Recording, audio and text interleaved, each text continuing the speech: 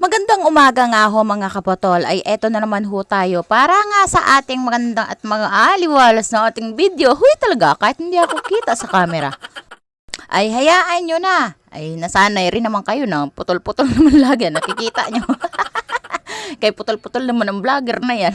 Ay yan nga ho ay aking tinatadtad, pinipit-pit yung paminta na nabili ko na pagkahirap-hirap at tudong tigas naman pit-pitin niyaan.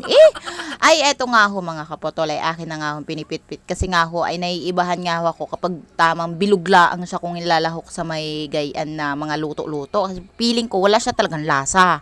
Ay kaya nga ho ay talagang tinatadtad ko ay pinipit-pit ko para nga ho ay maging may lasa naman ho yung kanyang paminta para masarap-sarap, mabango-bango sa ating niluto. At eto nga ang recipe natin for today.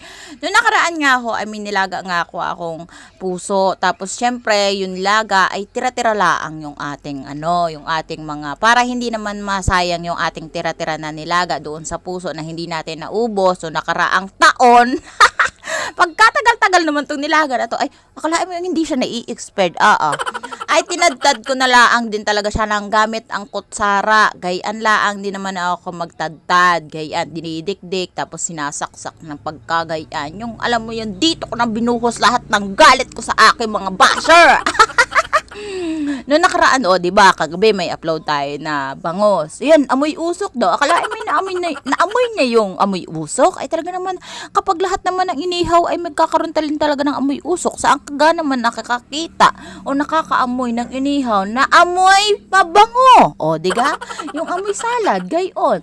Yung amoy inihaw na lempo. At inumpisahan ko na rin mga kapotol na maghiwa nga dito o magdurog nga ho ng bawang. Kapag nagtotorta nga ho ako mga kapotol, ay bawang laang ang aking isinasahog. Hindi na ho ako naglalagay ng sibuyas. Kasi nga ho mga kapotol, ganun lang din sa tinorta. Kasi nga ho mga kapotol, mas mabango siya. Parang amoy lang gunisa siya. Aba, hinalukan ko na rin talaga dito ng 2 pirasong itlog. Para nga ho ay mas mabilis at masarap-sarap ang ating tinortang puso na pagkasarap-sarap. Aba, hindi ko na din siya nilagyan ng crispy fried. Kasi nga testy boy. Kasi nga ho ay wala nga akong pambili. Wag na kayong magtanong kung bakit. Pero masarap po yan mga kaputol kapag gayaan laang din ho naman yung recipe. Sinimulan ko na din talaga magpadapog at nilagyan ko na rin siya ng mga ingredients na dapat nating lagyan ng magic sarap, paminta, asin, gayon. Tapos naglagyan na rin ako dito ng baby oil, katulad nga ho na sinabi nyo. After 300 years nga ho ang mga kaputol, ay nilagay ko na rin itong si puso ng saging. Para nga ho ay saktong mainit na yung mga mantika niya ay mag-toasted din naman siya, gayon. For the go na yan.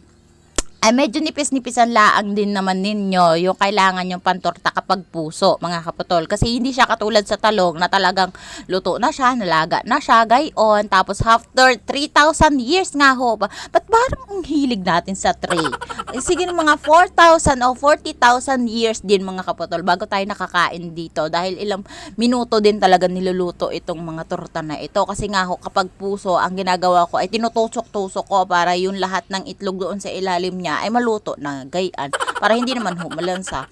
At syempre, hindi natin makakalimutan ang ating sauce ng Mang Tomasoy, baka naman.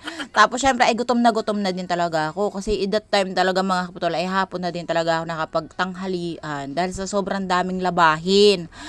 Kaya nga ho ay tignan nyo ay bakbak din talagang kain. Ay ako nga lang ho talaga dito mag-isa kasi nga ho yung anak ko ay nasa kapitbahay. Ang ginagawa ko kapag pagkatapos ko kain ay sasandukan ko na laan siya at tatabihan ko ng iba yung kalahating kanin tapos gayon ulam na more foods para nga ho ay more foods, English yan. Para nga ho ay mga kapotol ay mas magana-gana siyang kumain. Ay favorite niya yung gayaan na Mang Tomas. So masarap siguro sa kanyang panlasa. Pagka dami-dami kumain yung anak ko pag ganyan yung ulam. At dahil dyan mga kapatol ay maraming salamat. Hanggang dito na lang aking video. Kensan ni!